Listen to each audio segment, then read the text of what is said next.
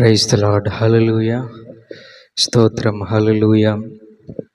కూడి వచ్చిన వారందరూ కూడా మోకరించి ఈ ఆదివారపు ఆరాధనను ప్రార్థనతో ప్రారంభించుకుందాం. అందరూ కూడా తలలు వంచి ప్రార్థనలు ఏకీభవించండి.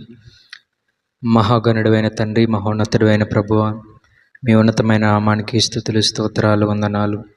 గడిచిన కాలమంతయు మీరే మమ్మల్ని కాచి కాపాడి మీ రెక్కల నీడలో భద్రపరిచిన విధాన్ని బట్టి మీకు వందనాలు. ఉదయకాలం జరిగిన ఆరాధనలన్నీ కూడా మీ నామాన్ని మహిమార్థమే జరిగించారు, అందుని బట్టి మీకు స్తోత్రాలు. ఈ సాయంకాలపు ఆరాధనను కూడా ప్రార్థనతో ప్రారంభిస్తుండగా పాడే పాటల్లోనూ, ధ్యాన వాక్యాల్లోనూ, వాక్య పరిచయలోనూ మీ ఆత్మను తోడుగా ఉంచండి. కూడిక ఆది నుంచి అంతం వరకు మీ నామానికి మహిమార్థమే జరిగించమని, అల్లరి క్రియలను యేసునామంలో లయపరచమని, యేసుక్రీస్తు శక్తి కలిగిన నామాన్న అడిగి ప్రార్థిస్తున్నాము తండ్రి, ఆమేన్.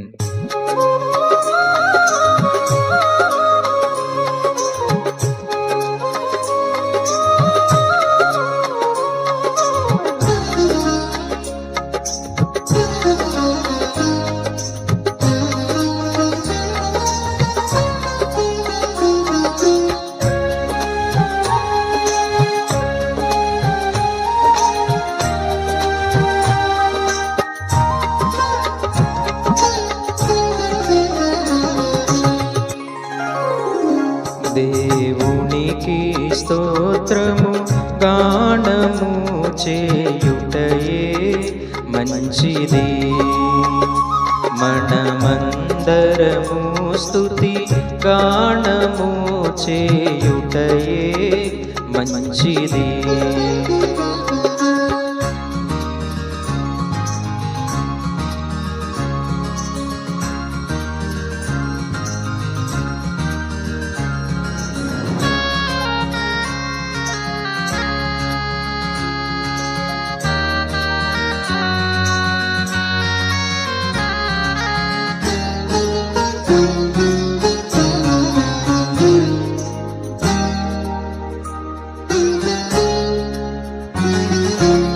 యెరూషలేము యెహోవాయే కట్టుచున్నవాడని,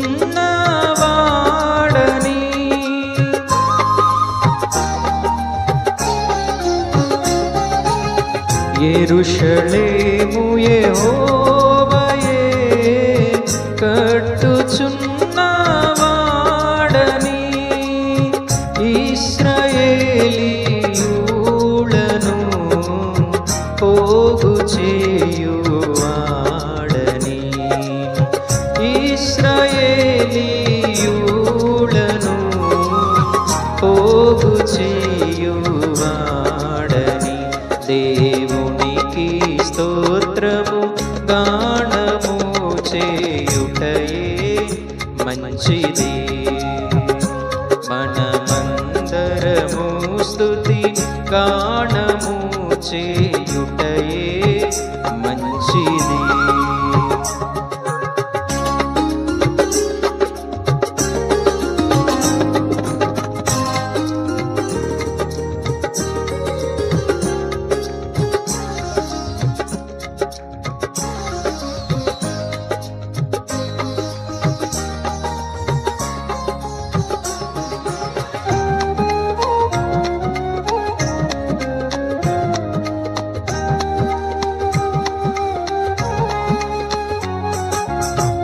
గుండె చెదరిన వారిని బాగు చేయువాడని,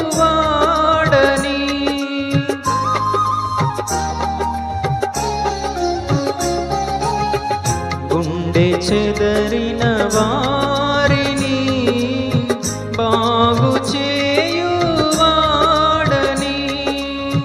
వారి గాయములన్నీయు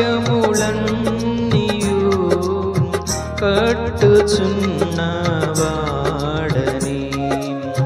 వారి గాయములన్నీయు కట్టుచున్నవాడని. దేవునికి స్తోత్రము గానము చేయుటయే మంచిది, మనమందరము స్తుతి గానము చేయుటయే మంచిది.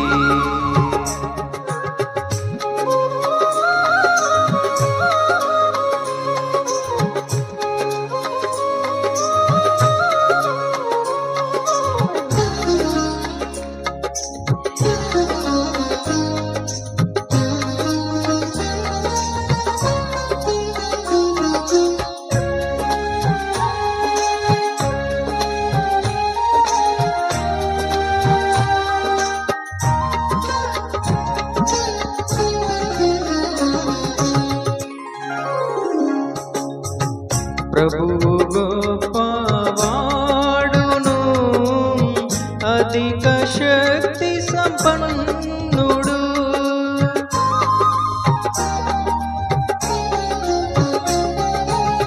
ప్రభువు గొప్పవాడును, అధిక శక్తి సంపన్నుడు. జ్ఞానమునకు ఆయనే మితియులేని వాడని. జ్ఞానమునకు ఆయనే మితియులేని వాడని. దేవునికి స్తోత్రము గానము చేయుటయే మంచిది. మనమందరము స్తుతి గానము చేయుటయే మంచిది.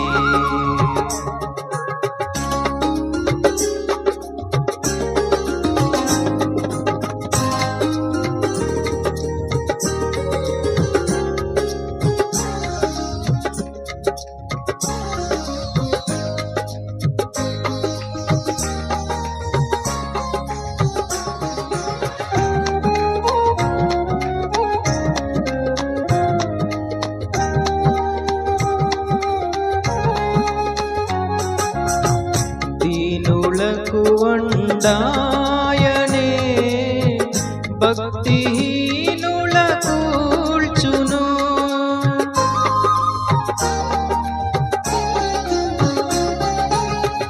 దీనులకు వండాయనే భక్తిహీనుల కూల్చును. సితారాతో దేవుని స్తుతులతో కీర్తించుడి. సితారాతో దేవుని స్తుతులతో కీర్తించుడి. దేవునికి స్తోత్రము గానము చేయుటయే మంచిది. మనమందరము స్తుతి గానము చేయుటయే మంచిది.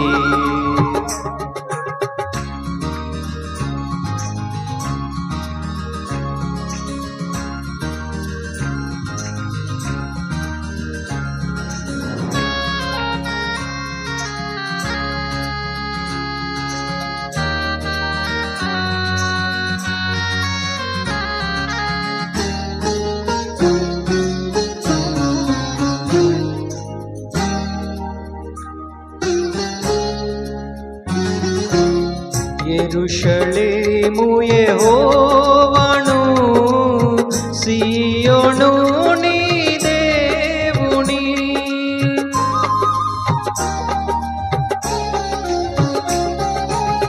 యెరూషలేము యెహోవాను, సీయోను నీ దేవుని.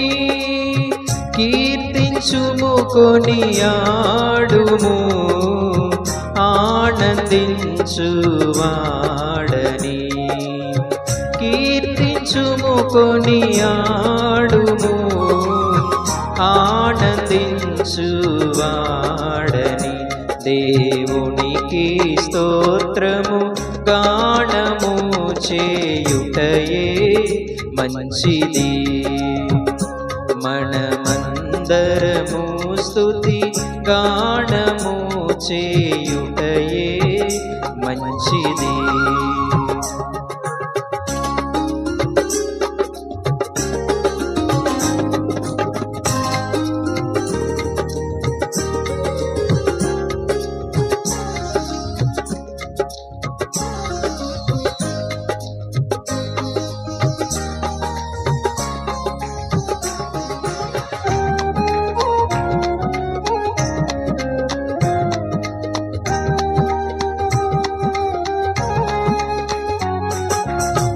వాక్యమును యాకోబుకు తెలియజేసిన వాడని.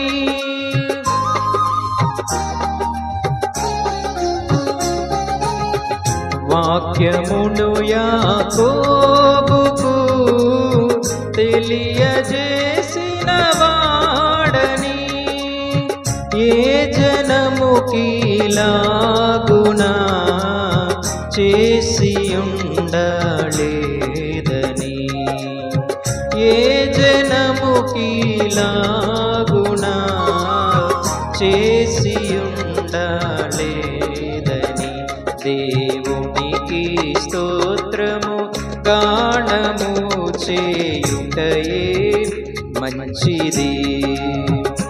మనమందరము స్తుతి గానము చేయుటయే మంచిది. హల్లెలూయా.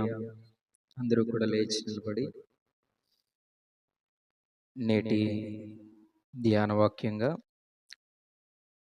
కీర్తనల గ్రంథము 25వ కీర్తన ధ్యాన వాక్యంగా చదువుకుందామండి. అందరూ కూడా బైబిల్ గ్రంథాలు తెరిచి కీర్తనల గ్రంథము 25వ కీర్తన మన మధ్యలో ఉన్న అచ్యుతరావు అన్నయ్య వచ్చి చదువుతారు.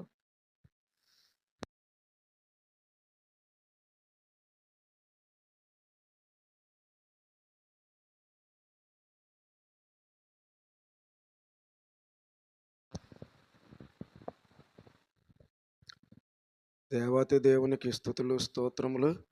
మన రక్షకుడు మన విమోచకుడు యేసుక్రీస్తు నామమునకు ఘనత మహిమ ప్రభావాలు ఆయనకే చెల్లునుగాక. ఆత్మీయ తల్లిదండ్రులకు వారి కుటుంబానికి చేరుకూడి వచ్చినటువంటి ఆత్మీయ కుటుంబ సభ్యులకు ప్రతి ఒక్కరికి పేరు పేరున మన యేసు కృపాసన్నిధి సహవాసం తరపున వందనాలు తెలియజేసుకుంటున్నాను. కీర్తనలో 25వ సంకీర్తన చదువుకుందాం. యెహోవా నీ దిక్కునకు చూసి నా ఆత్మను ఎత్తుకొనుచున్నాను. నా దేవా నీ యందు నమ్మిక ఉంచి ఉన్నాను. నన్ను సిగ్గుపడనీయకము. నా శత్రువులను నన్ను గూర్చి ఉత్సహింపనీయకము. నీ కొరకు కనిపెట్టి వారిలో ఎవడను సిగ్గునందడు. హేతువు లేకుండానే ద్రోహము చేయువారు సిగ్గునందుదురు. యెహోవా నీ మార్గములను నాకు తెలియజేయము. నీ త్రోవలను నాకు తేటపరచుము. నన్ను నీ సత్యము అనుసరింపజేసి నాకు ఉపదేశము చేయుము. నీవే నా రక్షణకర్తమైన దేవుడవు. దినమెల్లా నీ కొరకు కనిపెట్టుచున్నాను. యెహోవా నీ కరుణాతిశయములను జ్ఞాపకము చేసుకొనుము. నీ కృపాతిశయములను జ్ఞాపకము చేసుకొనుము. అవి పూర్వము నుండి ఉన్నవే కదా. నా బాల్య పాపములను నా అతిక్రమములను జ్ఞాపకము చేసుకొనకము.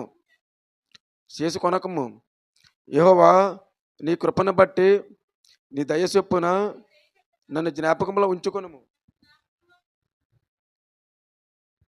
యెహోవా ఉత్తముడను యథార్థవంతుడై ఉన్నాడు. కావున తన మార్గమును గూర్చి ఆయన పాపులకు ఉపదేశించును. న్యాయవిధులను బట్టి ఆయన దీనులను నడిపించును. తన మార్గములను దీనులకు నేర్పును.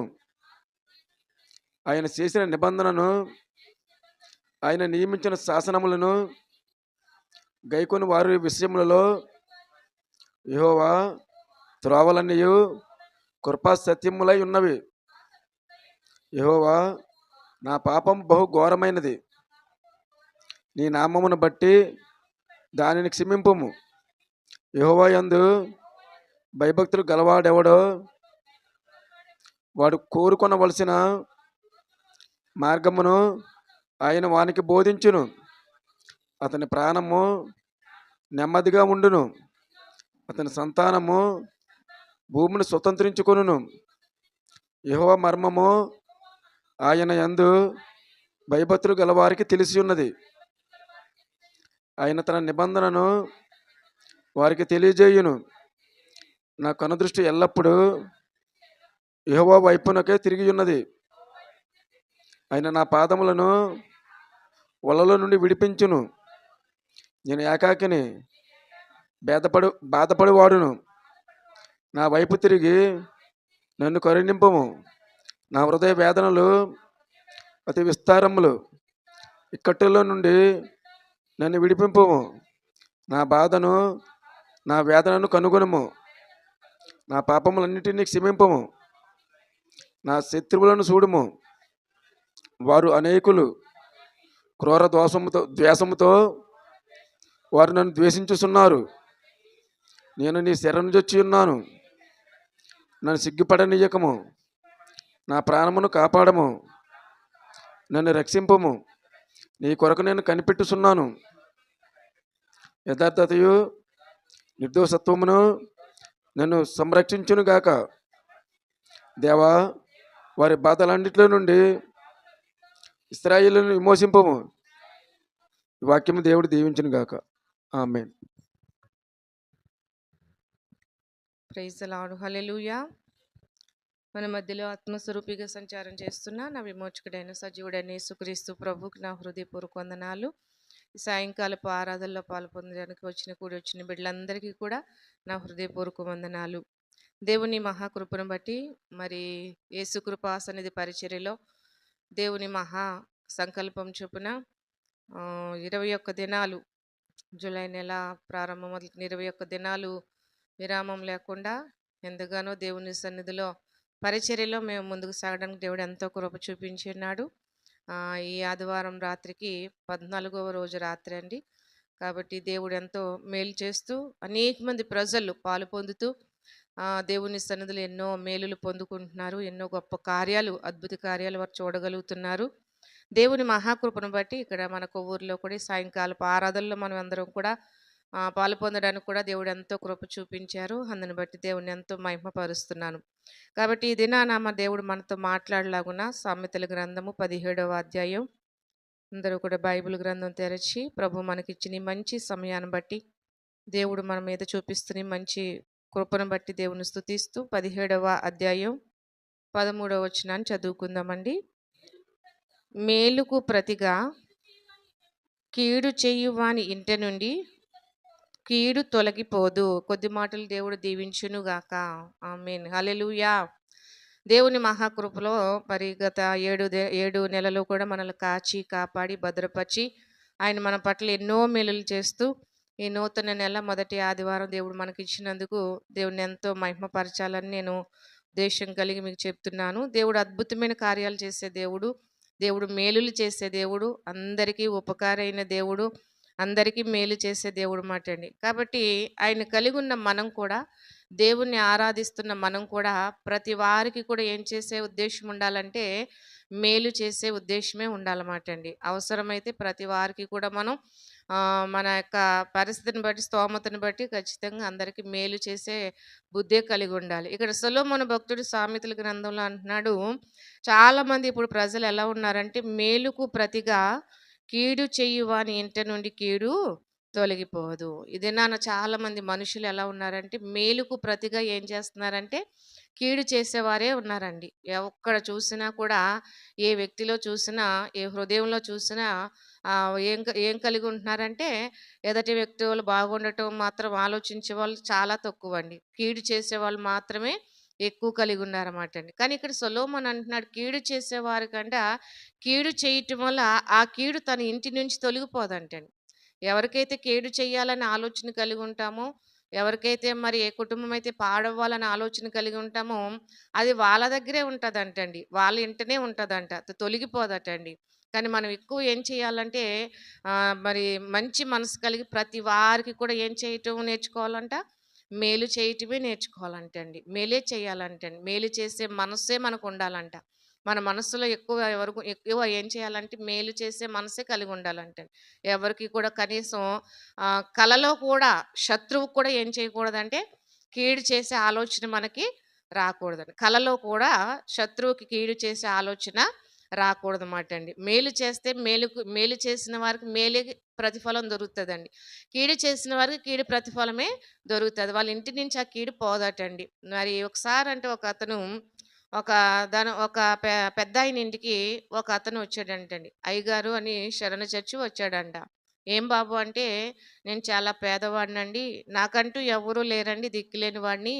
నాకెవరు కాస్త ఆకలేస్తుంటే భోజనం కూడా పెట్టట్లేదండి. కాస్త నాకు సహాయం చేయండి బాబు. మీకెంతైనా రుణపడి ఉంటాను. ఏ పనిచ్చినా చేస్తానండి. నా కడుపుకి కాస్త భోజనం పెడితే చాలండి" అన్నాడంట. అతను కొంచెం ఆలోచించాడు. తర్వాత అనుకున్నాడు, పోన్లే పాపం ఆకలితో వచ్చాడు కదా! అతను ఆకలితో అలమటిస్తున్నాడు కదా! చాలా చూస్తుంటే జాలేస్తుంది అతన్ని చూస్తుంటే. పెట్టాలనిపిస్తుందని చెప్పంటే అతని మీద జాలిపడి పాపం ఆకలితో ఉన్నాడని చెప్పి, "సర్లే అయ్యా! మరి వచ్చావు గానీ బానే ఉంది. ఏ పని చెప్పినా చేస్తావా?" "చేస్తానండి అయ్యగారన్నా." "కానీ చేస్తావు గానీ బానే ఉంది గానీ, నీ చేతిలో ఆ కర్ర ఏంటి?" అని అడిగాడంట. తను వస్తూ వస్తూ ఏం తెచ్చుకున్నాడంటే ఒక కర్ర, చేతి కర్ర తెచ్చుకున్నాడంట. దుడ్డు కర్ర అంటాం కదా! అలా ఒక చేతి కర్ర తెచ్చుకున్నాడంట. "ఈ కర్ర ఎందుకయ్యా" అంటే, "ఇది దేనికైనా ఉపయోగపడుద్ది. నాకు కొంచెం సపోర్ట్‌గా ఉంటదని తెచ్చుకున్నానండి అయ్యగారు. కాస్త అన్నం పెట్టండి అయ్యగారు" అన్నాడంట. ఆ మాట అనగానే అన్నం పెట్టండి, భోజనం పెట్టండి అనగానే అతనికి ఏమనిపించేసిందంటే, జాలనిపించి ఏం చేశాడంటే, పాపం పిలిచి కాస్త కడుపు నిండా భోజనం పెట్టాడంట. కడుపు ఆకలి తీరేంత వరకు భోజనం పెట్టంట. పని చెప్పాడంట. అలా పని చేస్తూ ఏం చేశాడంటే కొన్ని రోజులు అక్కడున్న పరిసరాలన్నీ కూడా పరీక్షించాడు. పరిసర ప్రాంతాలన్నీ పరీక్షించుకొని అన్నీ ఆనుపాను చూసుకొని ఏం చేశాడంటే, కొన్ని రోజులు అతనికి పెద్దాయనకి నమ్మకం కలిగేదాకా ఉండంట. ఎప్పుడైతే అతనికి నమ్మకం కలిగి మంచిగా కడుపు నిండా అన్నం పెట్టడం ప్రారంభించి, సుఖ సౌఖ్యాలన్నీ దొరికిన తర్వాత ఏం చేశాడంటే, "ఈ కర్ర ఎందుకు" అని అడిగాడు చూసారా పెద్దాయన. అదే కర్రతో ఆ పెద్దాయన్ని బాగా చెతక్కొట్టంట, దెబ్బలు కొట్టంట, బాగా గాయపరిచేసంట, అక్కడున్నవన్నీ కూడా అవసరమైనవి, విలువైనయి అన్నీ కూడా మూట కట్టుకుండి పట్టుకొని వెళ్ళిపోయాడంటండి. చాలా గాయపరిచాడంట. చూడండి ఇప్పుడు అతను ఆకలితో వస్తే ఏం పెట్టాడాయన పాపం? జాలిపడి మరి ప్రేమ చూపించి, అయ్యో! ఆకలితో ఉన్న వ్యక్తి మనం ఆదుకోవాలని చెప్పి భోజనం పెట్టిన వ్యక్తినికే ఏం చేశాడు ఇతను? ద్రోహం చేశాడు. అందుకే నమ్మక ద్రోహి అంటారు కదండీ! చాలామంది ఈ రోజున ఇలాగే ప్రతి వారు కూడా మన దగ్గర మేలు పొందుకున్న వాళ్ళే, ఉపకారం పొందుకున్న వాళ్ళే, మన దగ్గర అన్నీ పొందుకున్న వారే చివరికి వాళ్ళేం చేస్తారంటే, మనకి నమ్మక ద్రోహం చేసేవారు చాలామంది ఉన్నారండి. కానీ నమ్మక ద్రోహం చేస్తున్నారని వాళ్ళు సంతోషపడి ఎళ్తున్నారు గానీ, ఏ ద్రోహం అయితే చేస్తున్నారో అదే ద్రోహంలో తిరిగి వాళ్ళేం చేస్తారంటే పడతారన్నమాటండి. దేవునికి స్తోత్రం. హల్లెలూయా! దేవుడు అక్కడ సొలొమోను భక్తుడు అదే అంటున్నాడు. మేలునకు ప్రతిగా నువ్వేం చేస్తున్నావు? కీడును చేస్తున్నావు కాబట్టి, కీడును నువ్వు మరి చెయ్యాలని ఉద్దేశ్యం కలిగున్నావు కాబట్టి, అదే కీడు నీ ఇంటిని మరలా తిరిగి వస్తుందని చెప్తున్నారు. బంతి చూడండి, గోడకి కొడితే మరలా ఏం చేస్తదమ్మా? తిరిగి మన దగ్గరికే వస్తదన్నమాటండి. మనం ఏం చేస్తామో, మేలు చేస్తే మేలు మనకొస్తది. కీడు చేస్తే కీడు మనకొస్తది. మంచిగా నీకు ఉపకారం చేసిన వారికి నువ్వు అపకారం చేసావనుకోండి, తిరిగి మరలా తిరిగి ఏమొస్తదంటే నీ యొక్క ఒళ్ళోకి అపకారమే వస్తదన్నమాట అండి. కానీ మేలు పొందినవాడు ఎప్పుడూ కూడా పాడైపోడండి. తప్పకుండా ఏదో ఒక నష్టం కలిగి తిరిగి మరలా అతను ఏం చేయగలడంటే మేలునొకి తగిన ప్రతిఫలం పొందుకోగలడు. కానీ కీడు చేసేవాళ్ళు ఉంటారు చూసారా? తప్పకుండా ఆ కీడు మరలా తిరిగి వాళ్ళకి ఏం చేస్తదంటే కీడుగానే వస్తదన్నమాటండి. ఆశీర్వాదంగా రాదన్నమాటండి. అందుకే సొలొమోను చాలా జ్ఞానంతో రాస్తూ అంటున్నాడు, మేలుకు ప్రతిగా కీడు చేసేవారు ఏంటి ఏముంటదంటే కీడు నుంచి వారు తొలగిపోరు అని చెప్తున్నారన్నమాట. బైబిల్ గ్రంథంలో గిద్యోను అని ఒక వ్యక్తి ఉన్నాడన్నమాట అండి.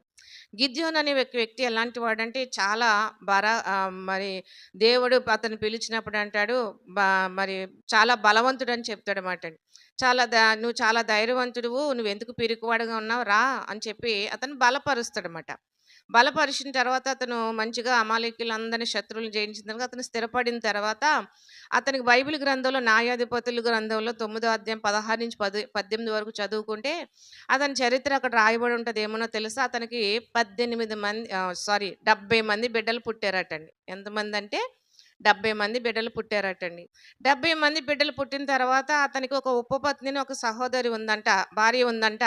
ఆమెకు ఒక బిడ్డ, ఒక కుమారుడు కలిగాడంట. ఆ కుమారుడి పేరంటే అబీమెలెకు అని ఉందన్నమాటండి బైబిల్‌లో. అయితే అతను ఏం చేశాడంటే తన తండ్రి చనిపోయిన తర్వాత ఈ అబీమెలెకు అనే వ్యక్తి ఏం చేశాడో తెలుసా? తన అన్నలకి, తను ఉన్నవారందరికీ కూడా కీడు చేయాలని ఒక తలంపుతో తన తల్లి యొక్క సహోదరుల దగ్గరికి, బంధువుల దగ్గరికి, అందరి దగ్గరికి వెళ్ళి నేనొక్కడినే ఉన్నాను కదా! నేనొక్కడినే రాజుగా చేస్తే బావుంటది. 70 మంది కూడా 70 మందిలో 70 మంది రాజులవ్వాలంటే ఎంతకాలం పడతది. అలా కాదు అని చెప్పంట ఆ బంధువులతోటి, ఆళ్ళకున్న తల్లి సహోదరులతోటి, తన తల్లి సహోదరులతో అందరితో కలిసి కీడు పన్ని అంటే వాళ్ళ మీద కుట్ర పన్నంట 70 మంది పిల్లల్ని రాతికేసి కొట్టి చంపేశారటండి. చంపేశాడంట. వాళ్ళందరి యొక్క సమక్షంలో ఆళ్ళ సలహాలు తీసుకుని, మరి కొంతమంది చెడ్డవారిని పోగు చేసుకునంట 70 మంది బిడ్డల్ని కూడా ఒకేసారి చంపేస్తున్నప్పుడంట, అందులో ఒక చిన్నోడు యోతాము అనే ఒక చిన్నోడు ఏం చేశాడంటే తప్పించుకొని పారిపోయాడన్నమాట. పారిపోయిన తర్వాత ఈళ్ళందరూ కలిసి అబీమెలెకుని ఏం చేయాలనుకున్నారంటే రాజుని చేయాలనుకున్నారు. చేయాలనుకున్నప్పుడు చాలా అతను మంచిగా వెళ్తున్నాడు. మంచిగా అతని మీద అధికారం చేయాలనుకున్నారు. మంచిగా చేశారు. అధికారిని గాని చేశారు. చేసిన తర్వాత అంటున్నారేమోనో తెలుసా అండి? అక్కడ యోతాము వచ్చి అంటున్నాడు, "నువ్వేదైతే కీడు చేశావో అదే కీడులో నువ్వు తప్పకుండా పడతావు. దేవుడు నిన్ను ఎలాగైనా శిక్షిస్తాడు. నా అన్నలందరినీ కూడా ఒకే రాతి మీద ఏం చేసావు నువ్వు? చంపేశావు." ఇంటికెళ్ళిన తర్వాత చదవండి న్యాయాధిపతులు 9 16-18. నా అన్నలందరినీ కూడా నువ్వేం చేసావు? చంపేశావు. నీకు ఖచ్చితంగా ఆ ఉసురు తప్పకుండా తగులుతాది అని చెప్పాడండి. చెప్పిన తర్వాత మరి అతను అబీమెలెకు నేను రాజుగా ఉంటే మిమ్మల్ని పరిపాలన చేస్తాను, మీ మీద అధికారంగా ఉంటానని చెప్పి పరిపాలన చేశాడు. కొంతకాలం అలా జరుగుతా వచ్చింది. ఈ అబీమెలెకు ఎవరితో అయితే సహవాసం చేసి బంధువులతో, తన తల్లి బంధువులతో, సహోదరులతో, మావయ్యలతో అందరు సహవాసం చేసి వీళ్ళందరినీ మరి చంపడానికి వాళ్ళ యొక్క సపోర్ట్ తీసుకున్నాడో, ఆళ్ళే తిరిగి మరలా ఏం చేశారంటే ఇతని మీద కుట్ర పన్ని ఇతను ఉండడానికి వీల్లేదు. వీడి వల్ల మనకు చాలా తలనొప్పిగా ఉందని చెప్పంట. ఈ ఈ యొక్క ఎవరితో అయితే కీడు చేయాలని ఆలోచన చేసుకున్నారో వాళ్ళే మరలా తిరిగి ఏం చేశారంటే అబీమెలెకు కీడు చేసి చంపేశారట. చూసారా? మనం ఏదైతే విత్తుతామో అదే పంట కోస్తామటండి. ఏమి విత్తుతామో అదే పంట కోస్తాం. వాళ్ళని ఎలాగైతే చంపేశారో అలాగే అతన్ని కూడా చంపేశారన్నమాట అండి. ఎంత దౌర్భాగ్యమైన జీవితం అండి. ఈ రోజున ఎక్కడ చూసినా మేలు చేసేవారు లేరండి. ఎవరు కూడా మేలు చేద్దామనే మనసు కలిగిన వారు లేదండి. ఎవరి స్వార్థం వాళ్ళదండి. ఎవరి యొక్క దుష్ట ఆలోచన వాళ్ళదండి. ఎవరి మటికి వాళ్ళు గాని ఆలోచన చేసుకుని బయట వాళ్ళు, పక్క వాళ్ళు ఏమవ్వాలనుకుంటారంటే పాడవ్వాలని ఆలోచన చేసుకుంటారు. కానీ పాడవ్వాలనే ఆలోచనతో ఉన్నవాళ్ళు ఖచ్చితంగా మనమే పాడైపోతామటండి. పాడైపోతానన్న కుటుంబాలు ఏం చేస్తాయంటే మన కళ్ళ ముందే అభివృద్ధి చెందుతా ఉంటాయండి. కాబట్టి మనం ఎప్పుడు మంచి ఆలోచనతోనే ఉండాలి. మంచి మేలు చేసేవారుగా నీకు చేతనైతే ఖచ్చితంగా మేలు చేయి. చేత కాకపోయిందనుకోండి ఎప్పటికీ ఊరికనే మౌనంగా ఉండాలి. నువ్వు చేయలేకపోతే మౌనంగానే ఉండు తప్ప వాళ్ళకి కీడుని మాత్రం ఎవరికీ కూడా నీ తోటి సహోదరులకేంటి, అన్నదమ్ములకేంటి, అక్క చెల్లెలకేంటి, నీ తోటి వారికి ఎవరికీ కూడా నువ్వేం చేయకూడదంటే కీడు చేసే ఉద్దేశం కలిగి ఉండకూడదు. చూడండి పెద్దాయన పాపం జాలిపడి అతనికి ఆహారం పెడితే, భోజనం పెడితే తిరిగి అతని మీద ఏం చేశాడు అతను? కర్ర తీసుకుని అతన్ని ఎంతగానో బాధపెట్టి హింసించాడు. అతన్ని ఎంతగానో గాయపరిచాడు. ఎందుకు? అన్నం పెట్టిన పాపానికి. అలాగా ఆ నమ్మక ద్రోహం చేశారు. ఈ రోజున చాలా మంది ప్రజలు అలాగే ఉన్నారు. నమ్మక ద్రోహులు ఎక్కువైపోయారండి. మనం ఎవరినైతే నమ్ముతున్నామో వాళ్ళే మనకేం చేస్తా వస్తారంటే ద్రోహం చేస్తా ఉంటారన్నమాట. అందుకే దేవుడు ఎప్పుడో చెప్పారు ఏమని? నువ్వు మనుషులను నమ్మద్దు, రాజులను నమ్మద్దు, యెహోవాను మాత్రమే నువ్వేం చేయమన్నాడంటే ఆశ్రయించు. ఎందుకంటే దేవుణ్ణి ఆశ్రయించే వారికి, దేవుణ్ణి నమ్మే వారికి ఏం కలుగుతుందమ్మా? మేలు కలుగుతుంది. దావీదుని చూడండి, సౌలు ఎప్పుడు కూడా ఏం చేయాలనుకునేవాడు? చంపాలనుకునేవాడు. కీడే చేయాలనుకునేవాడు. కానీ దావీదు ఎప్పుడు కూడా సౌలు గురించి ఏం ఆలోచిస్తూ ఉండేవాడు? సౌలు ఎప్పుడు బాగుండాలి, సౌలు ఎప్పుడు మంచిగా ఉండాలి, సౌలు ఎప్పుడు ఆశీర్వదించబడాలని ఆలోచిస్తూ ఉండేవాడు. ఇప్పుడు ఈ మంచి ఆలోచన మేలు చేసి ఈ దావీదు మేలునే పొందుకున్నాడు. సౌలు తర్వాత ఏమైపోయాడు? ఆయన రాజు అయిపోయాడు. కానీ సౌలు ఏమయ్యాడు? చంపాలనుకున్నవాడే చివరికి ఏమైపోయాడండి? యుద్ధంలో అతనే చనిపోయాడు. ఏటి మీద పడి చనిపోయి ప్రాణకొన మీద ఉంటే పనివాడు వచ్చి అతన్ని ఏం చేయమన్నాడు? చంపేయమన్నాడు మాట. చూసారా? ఎవరు తీసుకున్నా ఏమంటారు? అది సామెత, ఎవరు తీసుకున్నా గోతులో వారే పడతారన్నమాట అండి. అందుకే ఈ మాటలు వింటున్న నా ప్రియమైన సహోదరి, సహోదరుడా, మనం ఎలాంటి వారమైనా ఏ స్థితిలో ఉన్నప్పటికీ కూడా వీలైతే చేతనైతే నువ్వు చెయ్యాలనుకునే మనసు ఉంటే ఖచ్చితంగా మన జీవితకాలం మనం బ్రతుకున్నంత కాలంలో మేలే చేయటం నేర్చుకోండి తప్ప ఎవ్వరికి కూడా మనం ఏం చేయొద్దంటే కీడు చేయొద్దు. ఎవ్వరికి కూడా ద్రోహం చేయొద్దు. నువ్వు నమ్మిన వాళ్ళకి, నిన్ను ప్రేమించిన వారికి నీ మీద ఒక మంచి మనసు కలిగి వచ్చిన ఒపీనియన్ కలిగి వచ్చిన వారందరికీ కూడా మేలే చేయి తప్ప కీడు మాత్రం ఏమాత్రం కూడా చెయ్యొద్దు మటండి. కీడుని విత్తితేనంట కీడునే కోస్తామటండి. ఏం కోస్తామండి? కీడుని విత్తితే ఏం చేస్తామండి? ఇప్పుడు పిఎల్ బియ్యం ఉంటాయి. పిఎల్ విత్తనం వేస్తే పిఎల్ బియ్యమే వస్తాయి మాటండి. సోనా మైసూర్ విత్తనం వేస్తే సోనా మైసూరే వస్తుంది. బాసుమతి వేస్తే బాసుమతి వస్తుంది మాట అండి. అలాగే మేలు కలిగే విత్తనం వేస్తే మేలనే ఆశీర్వాదం పంటే కోసుకుంటాం. కీడనే విత్తనం వేసుకున్నాం అనుకోండి కీడునే కోసుకుంటాం అటండి. కాబట్టి అవసరమైతే మన కలలో కూడా మన శత్రువు కూడా మనం ఏం చేయొద్దంటే కీడనేది తలంపు రానివద్దు, అసలు రానివద్దు. శత్రువు కూడా ఏం కలగాలని మనం ప్రార్థించాలి, మేలే కలగాలని ప్రార్థన చేయాలన్నమాట అండి. అందరూ బాగుండాలి. చాలామంది రాస్తారు కదా కొటేషన్ ఏంటి, అందరూ బాగుండాలి అందులో నేను కూడా అది మంచి మనసు అండి. అందరూ బాగుంటే మనం కూడా ఏం చేయగలం, బాగుండేవారుగానే ఉంటామాట అండి. కానీ అందరూ పాడైపోవాలి నేను బాగుండాలనుకున్నాం అనుకోండి, అందరూ బాగుంటారు మనం పాడైపోతాం అన్నమాట అండి. అలాంటిది ఎప్పుడు కూడా మనం ఆలోచన ఉద్దేశము కలిగి ఉండకూడదు. నమ్మక ద్రోహం అనేది ఎప్పుడు కూడా మనము చేయకూడదు. అన్న తమ్ముని కానీ, అక్క చెల్లిని కానీ, భార్య భర్తని కానీ ఏం చేసుకోకూడదండి, నమ్మక ద్రోహం అనే మనసు రానివ్వకూడదు మాట అండి. నమ్మక ద్రోహం చేయకూడదు మాట అండి. మేలు చేసిన వారికి ఎప్పుడు కూడా మనం ఏం కలిగి ఉండాలంటే కృతజ్ఞత కలిగిన వారుగానే ఉండాలన్నమాట అండి. మంచి మనసు కలిగిన వారుగానే ఉంటే ప్రభు మనల్ని చూస్తాడు. తప్పకుండా మన జీవితంలో ఆ మేలు చేసిన మనకు దేవుడు తప్పకుండా ఏం చేస్తాడంటే మేలే చేస్తాడు. మనం అనుకున్న కార్యాలన్నీ కూడా దేవుడు సఫలం చేస్తాడన్నమాట అండి. దేవునికి స్తోత్రం, హల్లెలూయా. అందుకు ఈ సాయంకాలపు ఆరాధనకు వచ్చిన మన జీవితంలో ప్రభు మనతో మాట్లాడుతున్నాడు. ఈ మాటలు వింటున్న మీ అందరితో కూడా ప్రభు మాట్లాడుతున్నాడు. మేలుకు ప్రతిగా కీడుని చెయ్యాలనుకుంటాను, నీ ఇంటి నుంచి ఆ కీడేమవుదంటే తొలగిపోదు. అభిమేలకు 70 మందిని చంపేసాను అనుకుని సంతోషపడ్డాడు, కానీ ఆ కీడు అతని మించిపోయిందా అండి? అతను మించిపోలేదు. ఎవరినైతే ప్రోత్సాహపరిచి బంధువుల్ని ఇంటి వారి యొక్క మరి వారందరినీ కూడా మామూలందరినీ తీసుకొచ్చి ఆలోచన చేశాడో వాళ్ళే తిరిగి ఇతని మీద ఏం పన్నారంటే కుట్ర పని, వీడు ఉండటానికి మంచిది కదని అతను కూడా అదే విధంగా చంపేశారన్నమాట. చూడండి, ఒక వ్యక్తికి హాని చేస్తే తిరిగి మరలా అదే హాని అతని మీదకి వచ్చింది. బైబిల్లో చూడండి, మొర్దెకై హామాను ఏం చేయాలనుకున్నాడు? మొర్దెకైకి ఉరి శిక్ష వేయాలనుకున్నాడు. ఉరి శిక్ష వేయాలనుకున్నాడు. అన్నీ రెడీ చేసేసారు. అన్ని పనులన్నీ కూడా అయిపోయినాయి. ఇక ఉరి శిక్ష తీసే సమయం వచ్చింది. కానీ అక్కడ జరిగిన సంఘటన ఏంటంటే మొర్దెకై ఎప్పుడూ కూడా హామానికి కీడు చేయలేదు. మొర్దెకై ఎప్పుడు కూడా తన మనసులో కూడా హామాను గురించి కీడు తలపెట్టలేదు. ఎప్పుడూ కూడా హామాను గురించి చెడుగా ఆలోచన చేయలేదు. తనతో ఉన్నవారికి కూడా ఎప్పుడూ కూడా హామాను గురించి చెడ్డ మాటలు కూడా చెప్పలేదు. అలాంటి మొర్దెకై ఎప్పుడు మంచిగానే ఆలోచిస్తూ ఉన్నాడు, బాగుండాలని ఆలోచిస్తూ ఉన్నాడు. కానీ హామాను ఏం ఆలోచించాడంటే మొర్దెకై అసలు ఇక్కడ ఉండడానికి వీలు లేదు, వాడు ఎందుకు నాకు నమస్కారం చేయకపోవాలి, వాడు ఎందుకు నాకు తల వంచకపోవాలని చెప్పని ఆ ఒక గర్వం అతిశయంతో ఏం చేయాలంటే కీడు తలపెట్టాడు. కీడు తలపెట్టిన తర్వాత దేవుడు అది ఎలా మారిపోయిందంటే ప్రార్థన ద్వారా ఆమె ఉపవాసం ఉండి ప్రార్థన చేస్తే జరిగిన సంఘటన ఏంటో తెలుసా? ఏ కీడైతే తను తలపెట్టాడో అదే కీడు తిరిగి మరలా తనకే వెళ్ళింది. హామాను ఏం చేశాడంటే ఏదైతే మొర్దెకై కోసం ఉరి స్తంభాన్ని సిద్ధపరిచాడో అదే ఉరి స్తంభం మీద రాజు ఏం చేసామన్నాడంటే ఉరి తీసామన్నాడు మాట అండి. ఎందుకు? ఒక వ్యక్తి గురించి ఏం ఉద్దేశం కలిగి ఉన్నాడు అతను? కీడు ఉద్దేశం, ఆ చావాలనే ఉద్దేశం కలిగి ఉన్నాడు. అదే తిరిగి అతని మీదకి వచ్చింది మాట అండి. అలాంటి పనులు చేయొద్దండి. మనము మన బిడ్డలకి ఎప్పుడు మేలుగా ఉండాలంటే, మనము మన పిల్లలు ఎప్పుడు కూడా ఆశీర్వాదకరంగా ఉండాలంటే, నీ బిడ్డల్లో నీ కుటుంబము ఒక ఉన్నతమైన స్థితిలో దీవించబడాలంటే ఇతరుల బిడ్డల కోసం, ఇతరుల కుటుంబాల కోసం మనం ఎప్పుడు మంచిగానే ఆలోచించాలి. చెడుగా ఎప్పుడు కూడా ఆలోచించకూడదు. చెడు ఆలోచన మనలోకి రాకూడదు.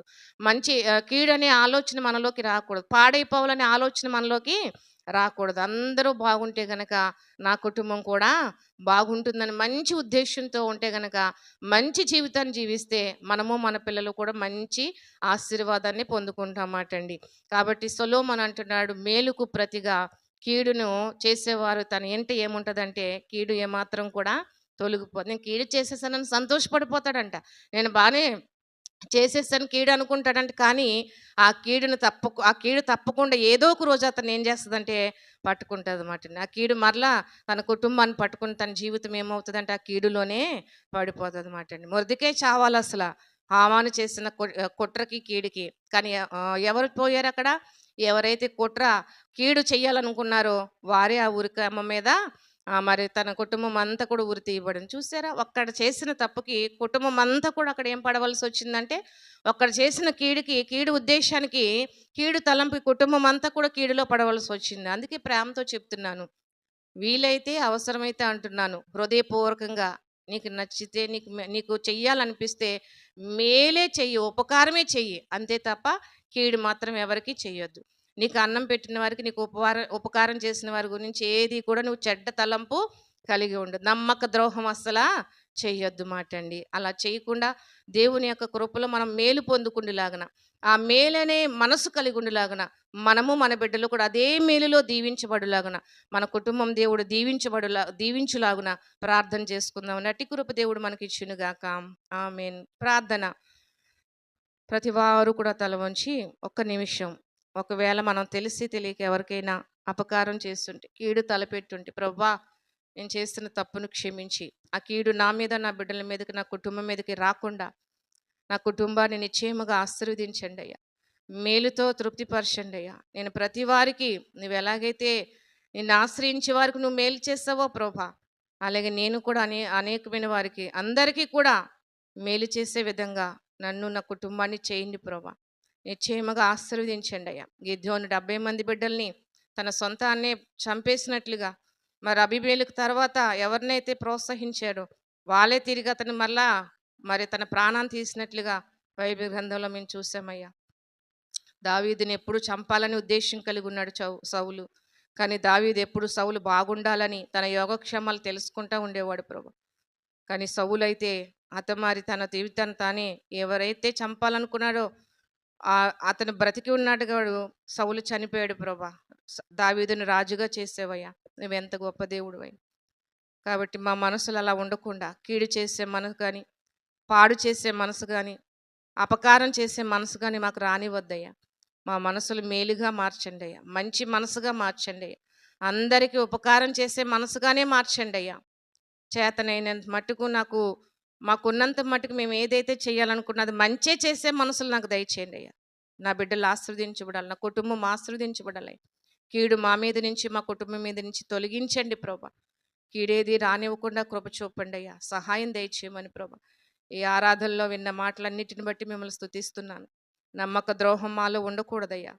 అయ్యా, మాలో అపకార బుద్ధి ఉండకూడదయ్యా. కీడు కలిగే మనసు ఉండకూడదయ్యా. మేలు కలిగే మనసుగా మమ్మల్ని మార్చమని, మా జీవితాల్లో ఆశీర్వాదాన్ని దయచేయండి. విన్న ఈ మాటలన్నీ కూడా దీవెనకరంగా మార్చండి. విన్న ప్రతి బిడ్డల జీవితాల్లో మార్పు చెందినైనా ఎవరికి కీడు చేయాలనే తలంపు లేకుండా ప్రభా, ప్రతి వారికి మంచి మనసు, మేలు చేసే మనసుగా మార్చమని, నీ కృప మాకు తోడుగా ఉంచమని, నీ సన్నిధే మాతో ఉంచి విన్న వాక్యం ఫలభరితంగా మార్చమని యేసుక్రీస్తు నామమున అడిగి ప్రార్థన చేసుకుంటున్నాను తండ్రి.